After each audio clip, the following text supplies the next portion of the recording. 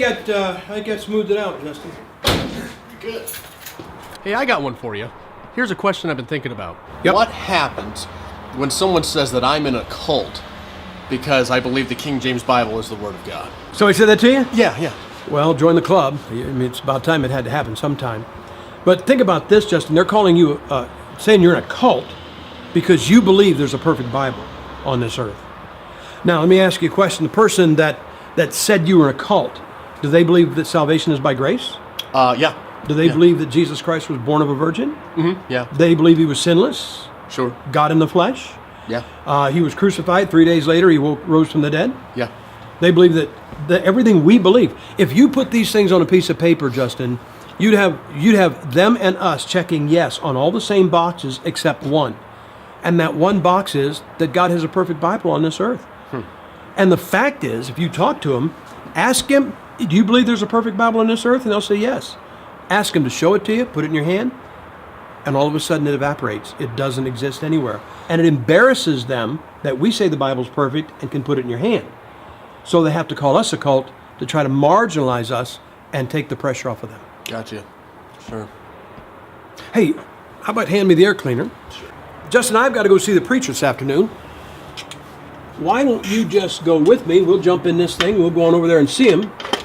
And I'll let you bounce your question off of him, mainly because I don't mind answering your questions, but it's good for you to get answers from more than one place. You know, one of the things about a cult is they've always got one grand poobah who answers all the questions. Huh.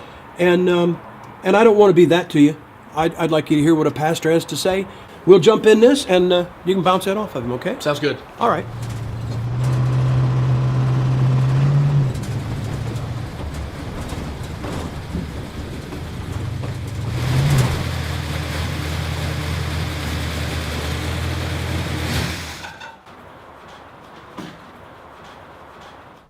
Hey, preacher, how you doing?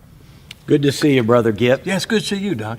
Hey, listen, this is my friend Justin, and this is Pastor DeMichael. Good to meet you, Justin. Nice to meet you, I'm Justin. You bet. Pastor's been pastoring here about 30 years. He's built several buildings on the property. He's got a successful church, good church. But anyway, Justin's been looking at the issue of God having a perfect Bible. Mm-hmm. And because he actually believes God does have one, he's now been called a cultist. Oh, sure. I wanted him to hear it from somebody else, and I thought a pastor would be a real good viewpoint. So maybe you could answer some of his questions. Sure. You got a couple minutes? Yeah, sure, you All betcha. right. So you've been accused of being part of a cult. Yes, sir. Yeah, one of the oldest tactics in the book. It's a form of rock throwing. And basically it's used by people that don't have strong arguments. And it's used to intimidate. It's used to get you off the trail, make you fearful. If you notice out in the world, if a politician gets in a bad spot, he'll call his opponent a racist. And that works pretty well out in the world. Here in the Boise, Idaho area, we're in the middle of Mormon country. One of the principal characteristics of a cult is an extravagant admiration for a man. In the case of Mormonism, that would be Joseph Smith. And then you have a salvation that's exclusive to an organization. You have to join our church, our system, in order to be saved. And then probably more to our discussion than anything else is the idea of multiple final authorities. When the Mormon missionary comes to your door, he'll talk to you about the Bible, and he'll say he believes the Bible, but in reality it's bait and switch. He really wants to get you to the Book of Mormon. So they have dual authorities. Are you familiar with the period of time in church history called the Dark Ages? Sure. Okay. Sure. During that time, the Roman Catholic Church in Europe would intimidate the reformers by calling them things like Lutherans, meaning you're following Martin Luther. In other words, they were saying anybody that broke away from the Catholic Church to become a reformer could be part of a cult. They did the same with John Calvin, and they called them Calvinists.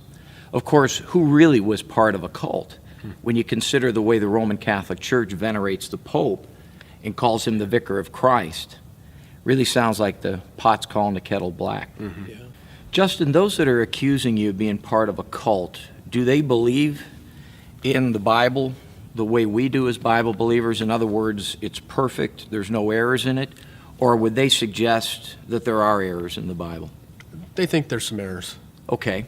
Stop and think about it for a second. They're saying you're part of a cult for believing in the final authority of a perfect book. but then they're standing in judgment of that book. As a student of the Word of God, we submit ourselves to a perfect book. When someone says there's mistakes in it, then they're inferring that they know what those mistakes are and how to correct them. It almost puts them in the place of the Word of God. Right. Justin, think about this. When you arrive at your final conclusion, do you want to have arrived there because you were drawn there by the truth, or you were driven there by somebody calling you a name? That's exactly what this is. You're not believing what they want you to believe, so they're going to call you a name. You know, where the pastor and I went to college, we went years apart. And everybody's got something critical to say about some school or some man of God.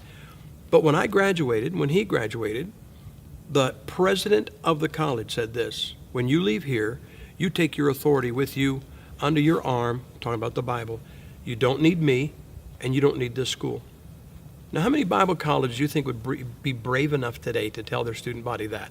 For that matter, Justin, when I preach here in the pulpit at Treasure Valley Baptist Church, I tell the people my authority only goes so far as the Bible itself. So where I'm consistent with the Bible, then I have authority. If I get outside of it, I tell them they really shouldn't even believe what I'm saying. And that when they go home, they take the authority of God with them. They bring it home in their vehicle. They put it on their coffee table. They open it up the next morning and have devotions from it.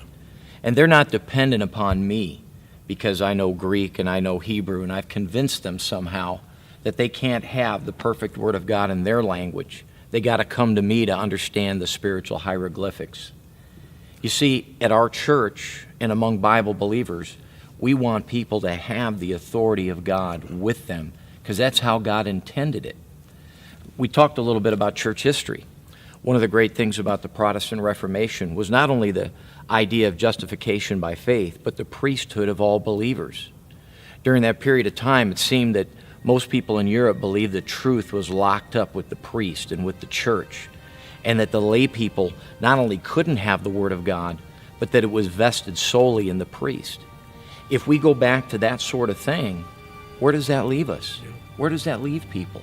If they're convinced that they have mistakes in their Bible, and I have to correct those mistakes for them, who then really is leading a cult?